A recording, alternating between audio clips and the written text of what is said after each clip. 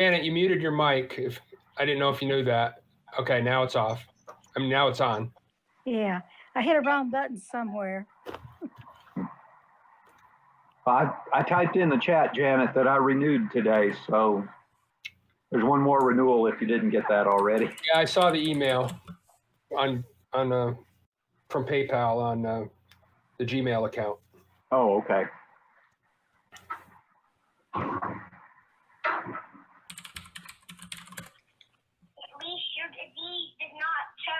Where did you go to do that renewal?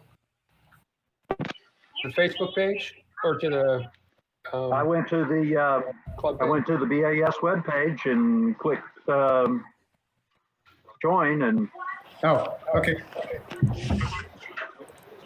that button would be better to say join or renew, because that might not be obvious. Yeah. Yeah, the thing with joining is we expect people to fill out the contact information sheet, which renewing Yeah, I know. wouldn't have to do. I heard at one point that there was a thing to make it just auto renew, but I never have been able to find that.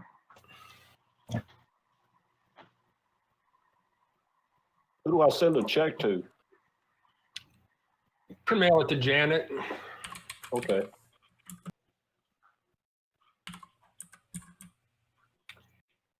All right, we've got about 1 minute.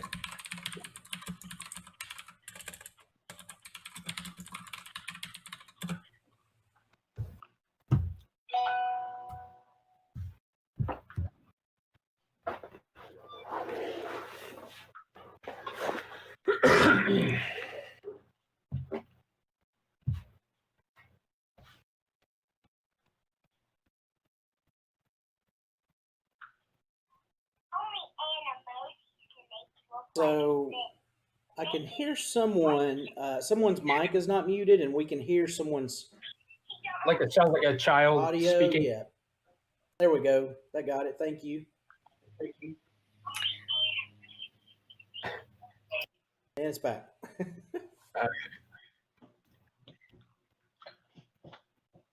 Hi, Beth.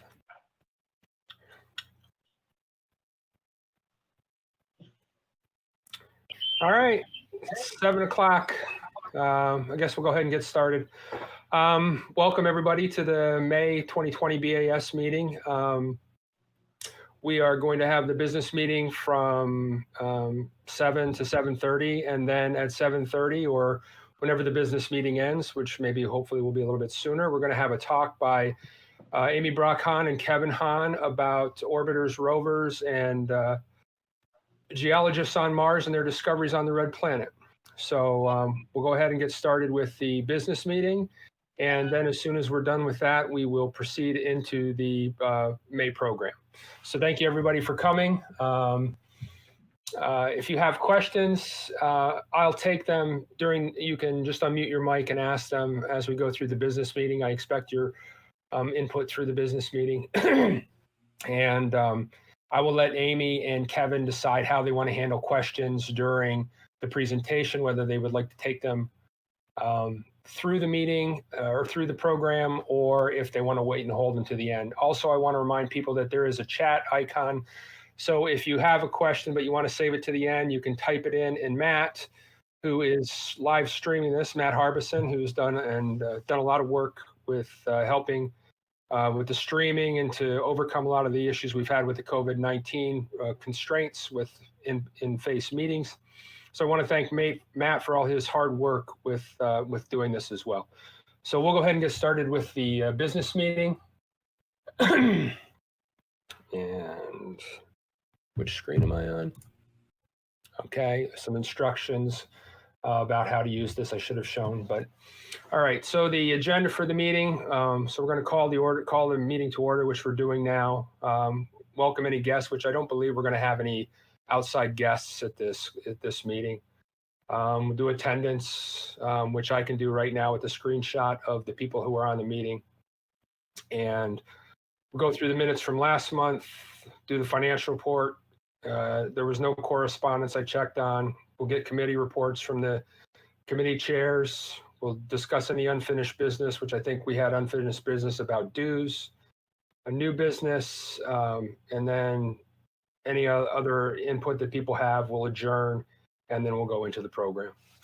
Sorry about that. Wrong way.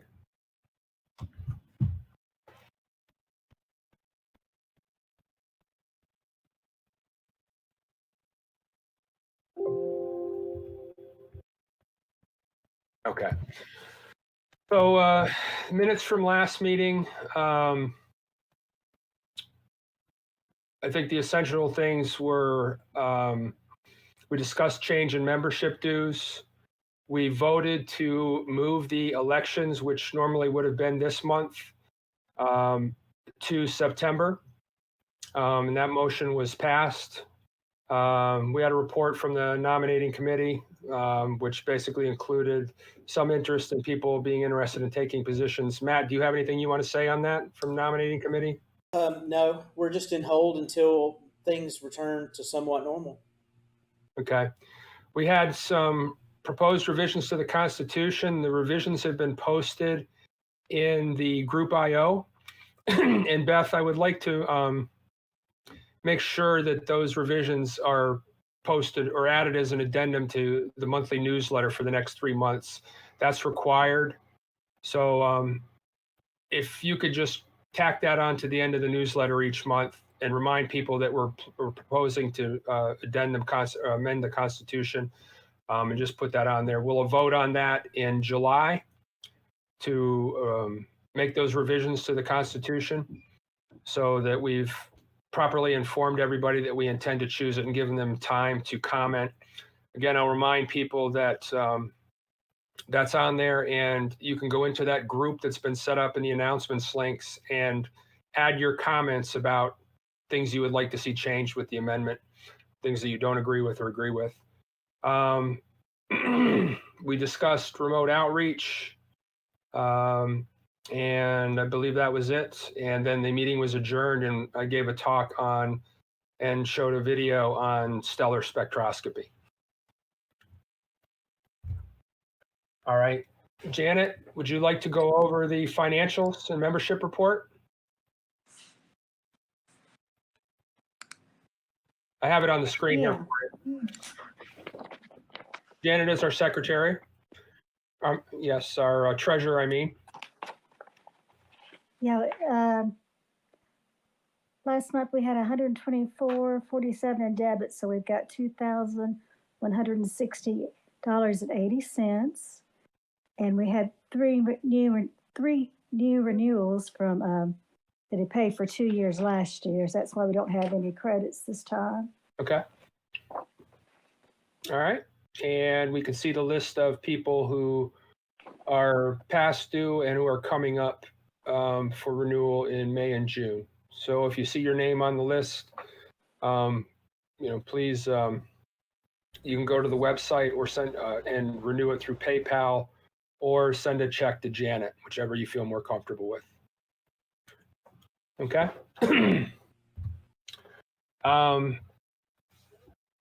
So the next thing this really gets into start talking about, well, actually, let me do committee reports. So is Ralph on? I'm here. Ralph, do you have anything from the program committee? The whole committee? Yeah, the whole committee of one. Our committees are really streamlined. Well, number one, for Amy and Kevin, I really appreciate y'all doing this program tonight. Thank you very much. Next month will be Dr. Blair. She's going to do a program on exoplanets. And then July will be David Frost, and David's doing the program in July. After that, I'm open. So if anybody has anything they would like to do. I believe you said the program was on LIGO, the light infrared, Yes. I think gravity wave detectors for David. If it's wrong, David, let us know. Yeah, I think that's what it's going to be on. I may have to change my schedule a little bit, Ralph, but I'll talk to you about that. Okay. Okay, let me know. Okay. Okay. Beth, I see you're on. So do you have any any information from the newsletter committee? Did Beth disappear?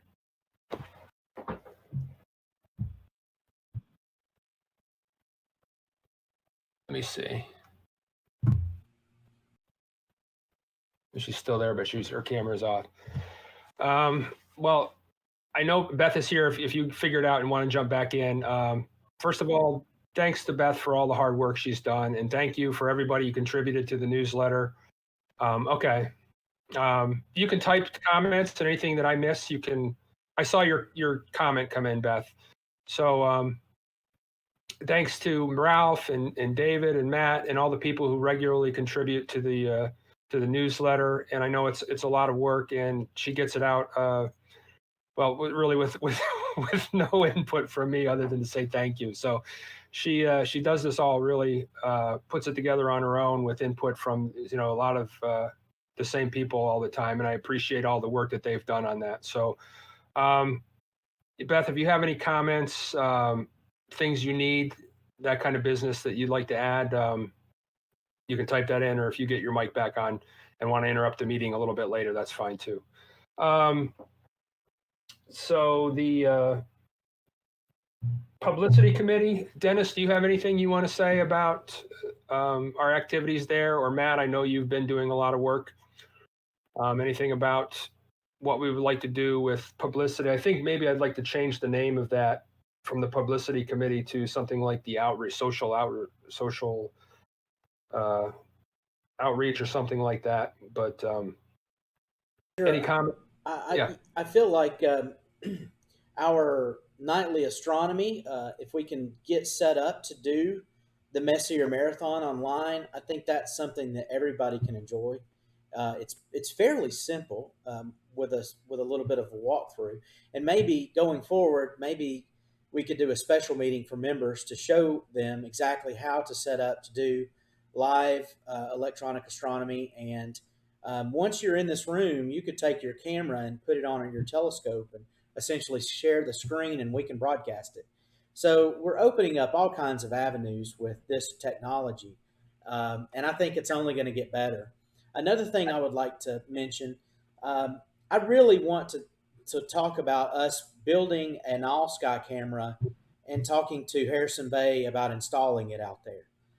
Something that we could see a live sky from Chattanooga, because I have mine, here at my home, and several of us have all-sky cameras, but it would just be wonderful if there was an all-sky camera in a location that people were familiar with, that, they travel out for the star parties. So it'd be a neat thing to do. Yeah, I think that's a great idea, man. I've actually been thinking, I have the equipment here to build a couple of them myself, and I thought it'd be interesting to have kind of a network of those with maybe feeds directed into the webpage, and people could see it, go to our site, maybe have one at the observatory as well.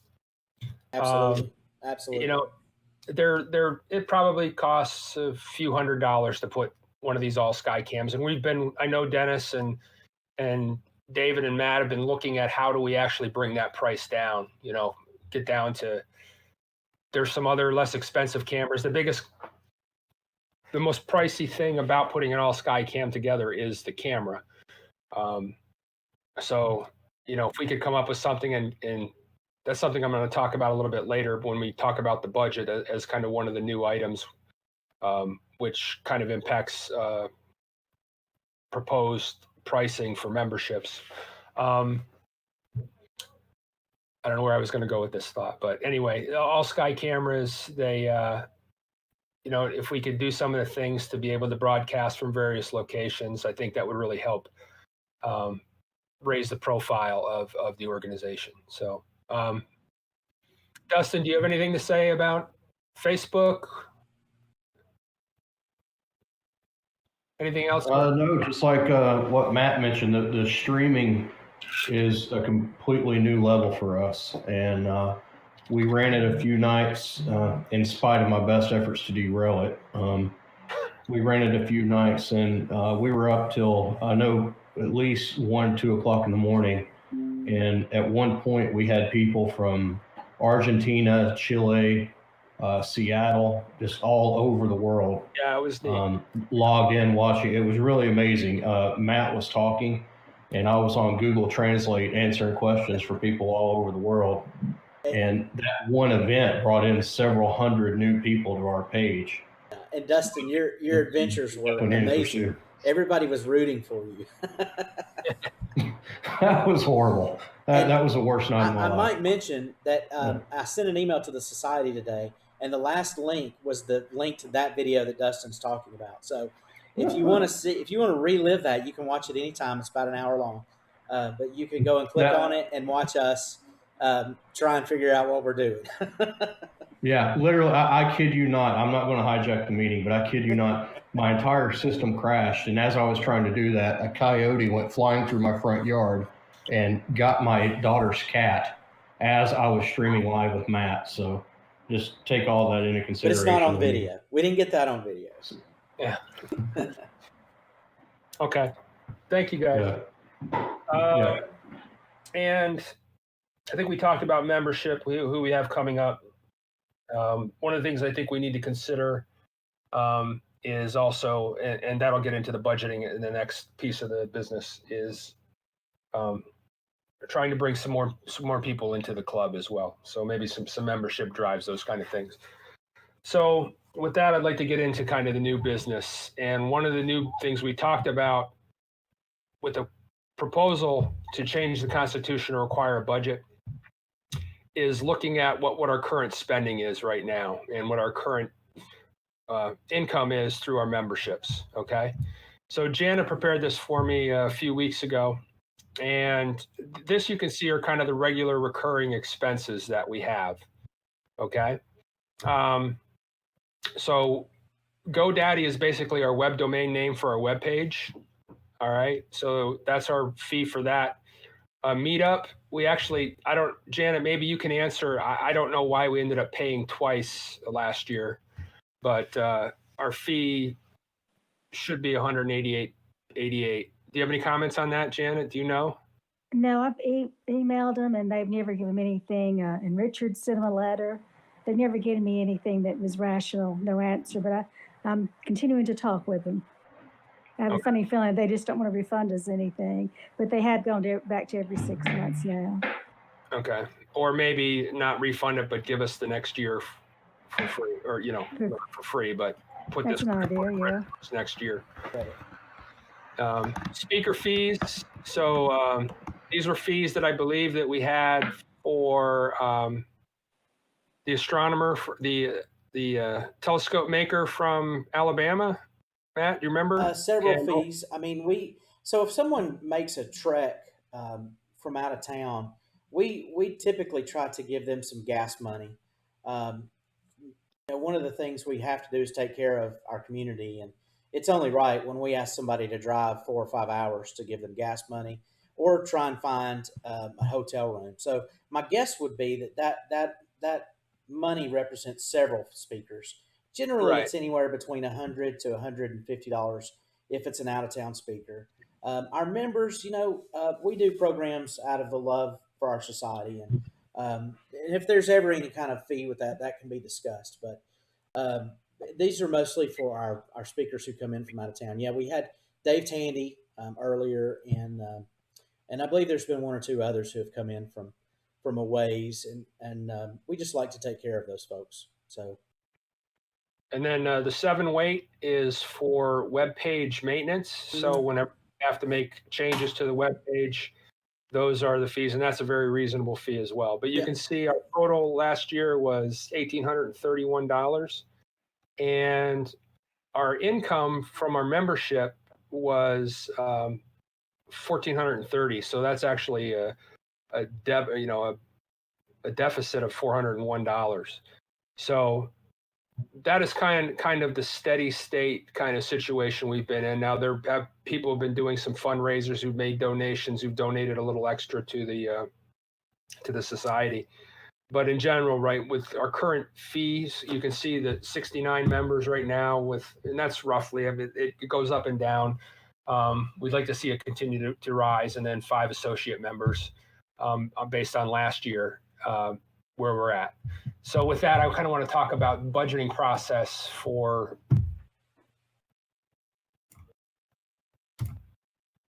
Can everybody see that? Yes. The spreadsheet? Okay. So if you look at the left-hand side, that's kind of the current case, all right? If you look at the right-hand side, you have the current case in there and then some additional, I believe, are really desirable things that we want to add for the society. I believe that we can see the benefit of the online meeting space in situations like the COVID-19 environment, but also it opens up a lot of opportunities for us to do the kind of things we're doing now with live streams and be able to reach a larger number of people. So I think, and Matt, correct me if I'm wrong, but I believe the online meeting space is around $600 a year. I don't think it was that much. Maybe that might be right though. Let me check. $50 a month. I think maybe you're right. I was thinking it was 35, but it's roughly around there. And let me just add, there are free programs out there. Yes, there's Zoom. There's some other things, and we can learn how to best lock those programs. Once this all kind of went crazy back in March, there was a real rush to get into online spaces, and Zoom initially wasn't that safe of a place. Folks were telling me that it wasn't a place to put 40 or 50 people, couldn't really control things that well. There was just a lot of issues because, quite honestly, everybody got online overnight.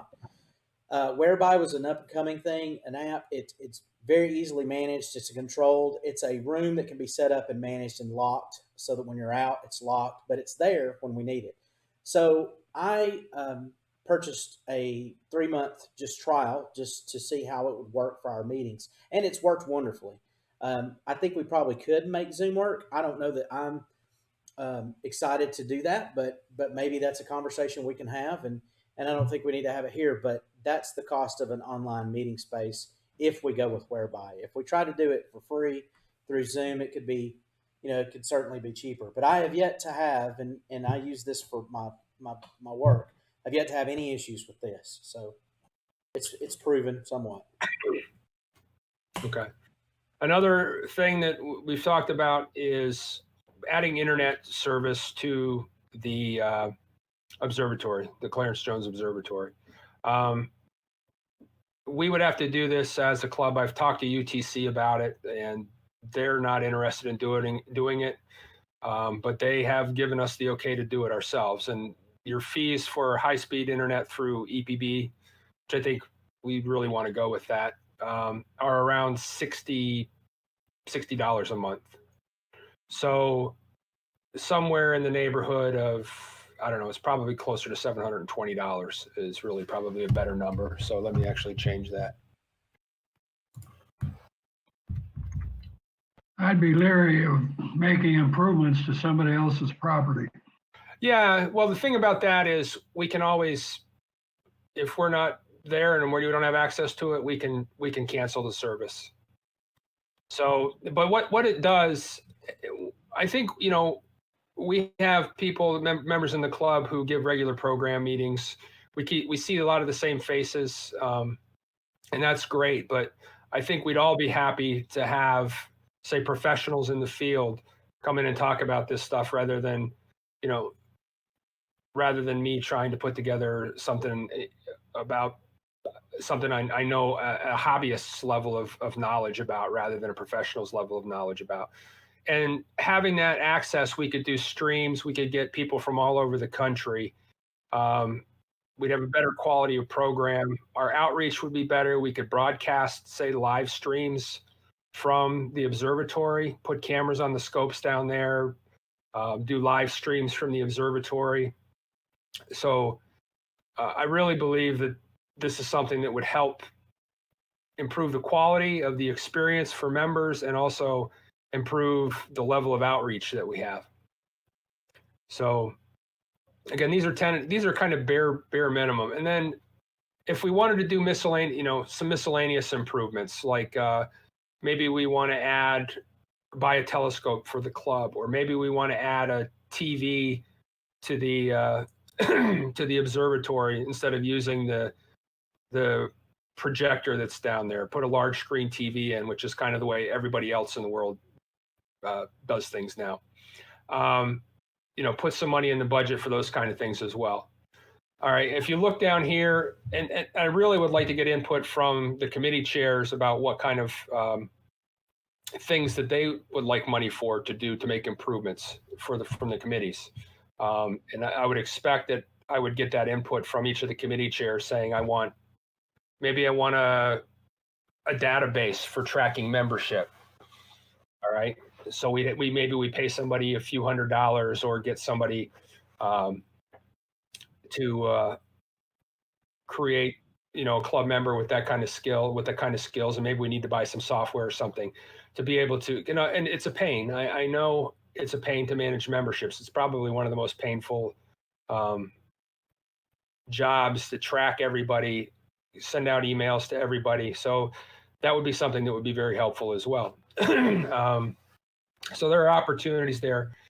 But looking at what we had discussed as some of the fees here right now, I can put whatever value in to update. But right now, if we say we're to upgrade our dues from $35, from $20 to $35 for membership, and it's $20 for an associate, that would still bring us in at our current levels, $2,500, which would meet our demands here. But and then we would still, I think we need to become more formal about fundraising.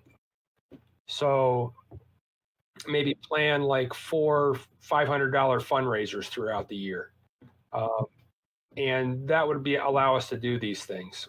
I don't think it's really fair to kind of raise the membership fees. I think we need to focus on raise the membership fees to a point where it would cover that. But I think we focus on increasing members, and we focus on doing some dedicated fundraisers with a specific goal in mind to achieve the things that we want to do for the organization. So with that, I'd like to open it up for comment.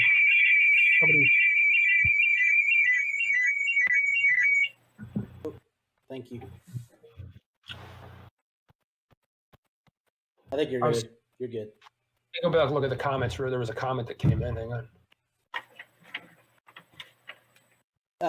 Patrick, I would just like to say that we're often talking about our observatory, the Jones Observatory, and how we would like to utilize it. With that online meeting space and observatory internet, just with those two things, we could begin live streams facilitated by our astronomy society through the observatory at a set time during the week if they wanted to. I know we have folks who would love to go and do that. Once they learn how to do this, this is something we have the technology to do and the understanding to do it. So it's just a matter of making it happen now. Yeah, and I also believe too, we could probably pull in, if we had something like this, pull in some people from the university. Yeah, I know, like I'd worked with some communications majors down there. This would really give them a good opportunity to kind of work with the medium and help the society out. So I think it's also another way to interface with the university, kind of strengthen the bonds there, and maybe get them to commit more resources to the club and to the observatory. Let me go back to that comment that came in. It was David. He said, I think we need to transition membership renewals to just one time a year. Is that the comment?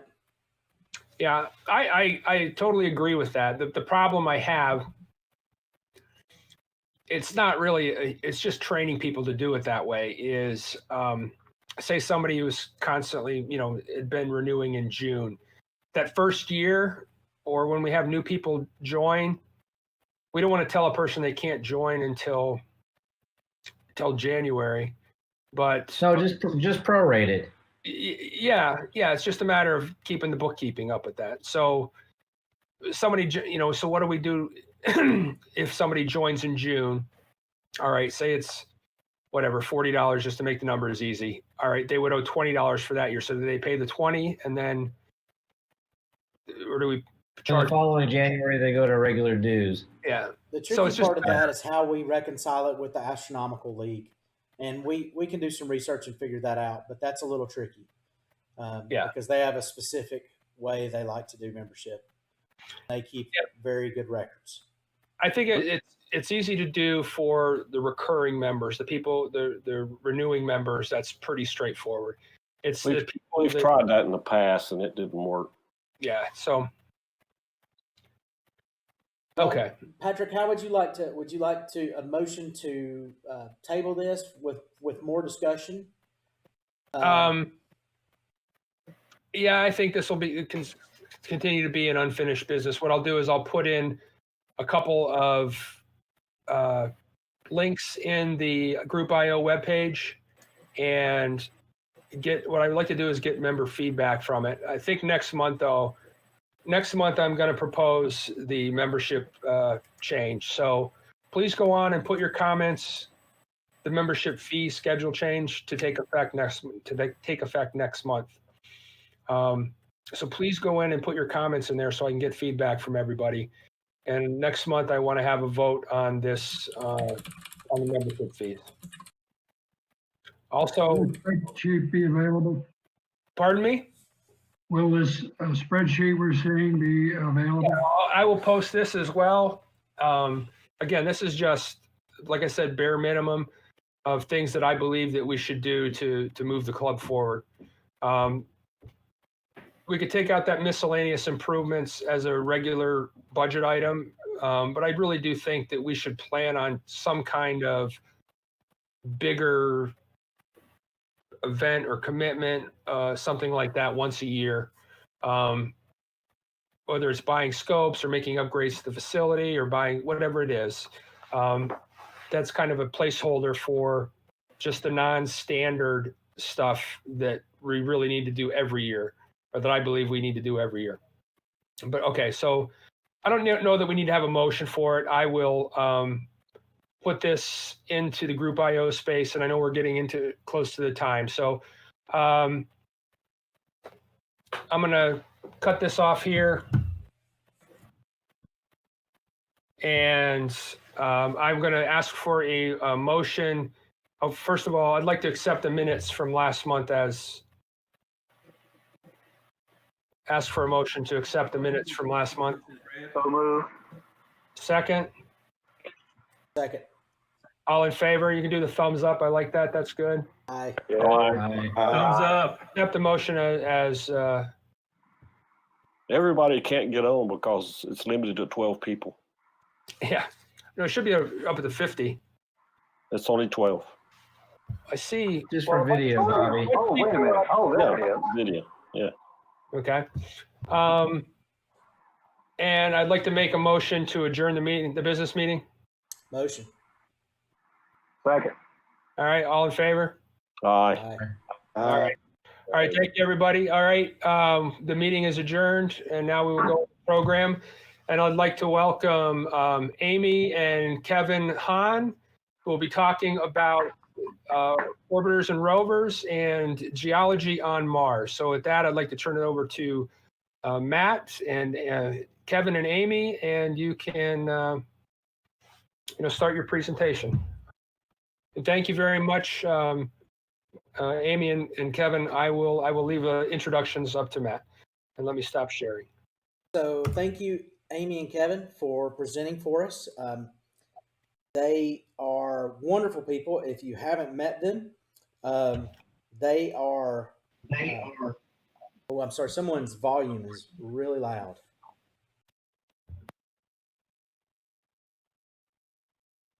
You guys hear me okay? Yes. Okay, sorry. I'm having a little bit of an audio problem.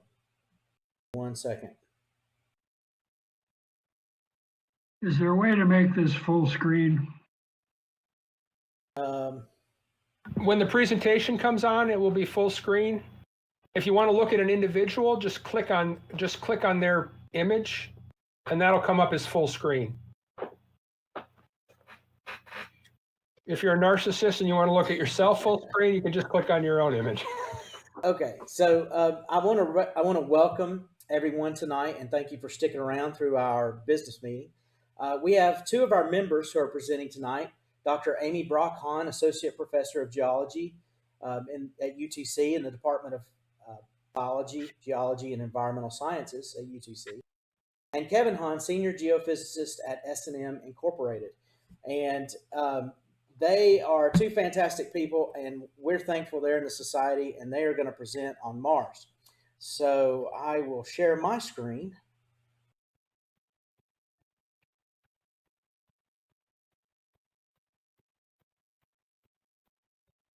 Okay. Let me know if the audio is acceptable.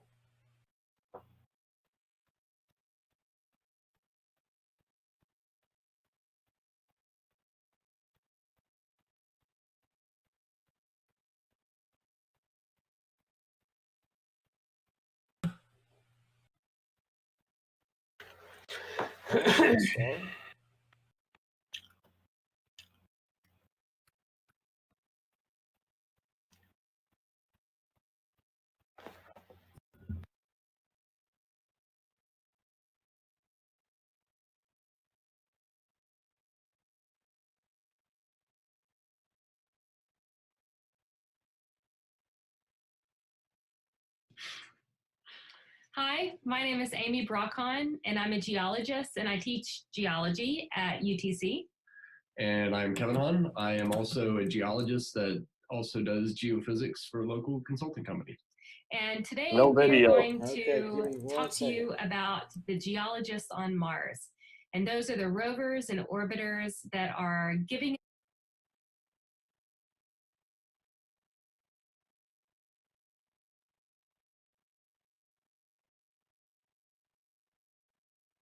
us an idea.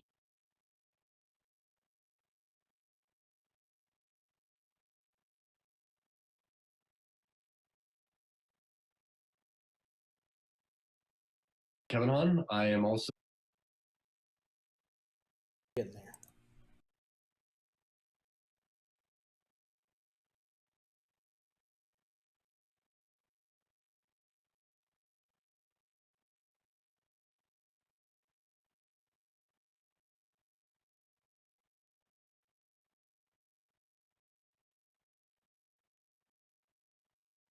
Sorry for the trouble, everyone. Of course, it's worked perfectly all week.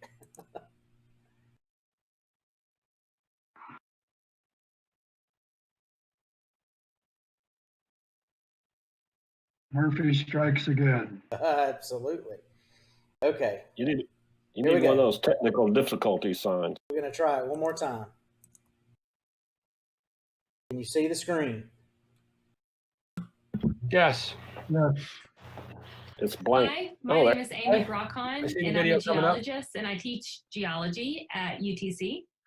and I'm Kevin Hahn. I am also a geologist that also does geophysics for a local consulting company. And today we are going to talk to you about the geologists on Mars. And those are the rovers and orbiters that are giving us an idea about what has happened and what's happening on the red planet. So here we go. Let me get this rolling here. the sound is coming from your speaker. Okay, so Mars. Mars is considered the red planet, and it is the fourth planet from the sun. It's named after the Roman god of war, and it's a lot like Earth in what we have come to find out from explorations, but it's only half of Earth's diameter. It has two moons, Phobos and Deimos, and is a pretty interesting place to study. So before we were able to exit our atmosphere to explore the red planet, others have looked into understanding that red ball in the sky. And in 1609, Galileo observed Mars with a primitive telescope. So he was one of the first to actually recognize Mars out in space. And in 1704, Giacomo Maraldi observed white spots through his telescope on the poles of Mars, and he correctly wondered if those were in fact ice caps on that planet. In 1777 and in 1783, Sir William Herschel studied Mars with his telescopes that he built, and he believed that all the planets that were observed were inhabited at the time. In 1867, Richard Anthony Proctor published a map of Mars, and that map is shown here on the right. So I think this is probably one of the first maps ever produced of the Mars surface. And it showed continents and oceans of what he thought existed. And his choice of a zero meridian is actually still used today. In 1877, Giovanni Schiaparelli used the term canali to describe these linear features that he saw on Mars. And others believe. So I apologize. We have just a little bit of a problem here. There's no video on the feed.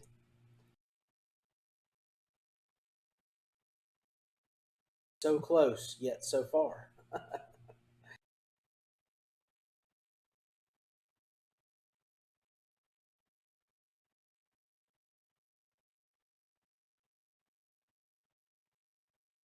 going to do it this way.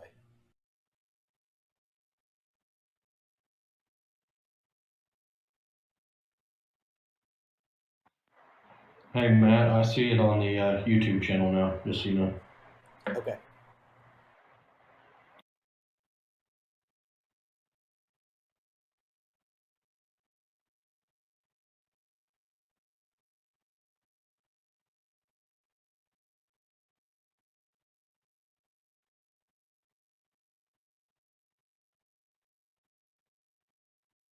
My apologies, everyone.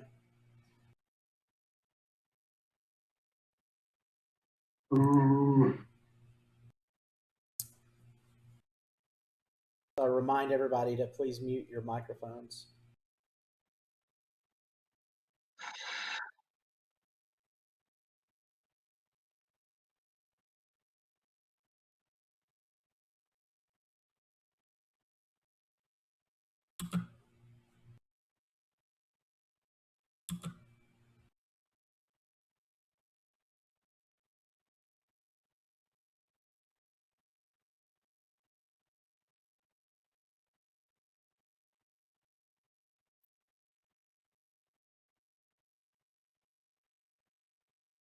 So I think I'm going to have to stop the live feeds. My apologies to everyone.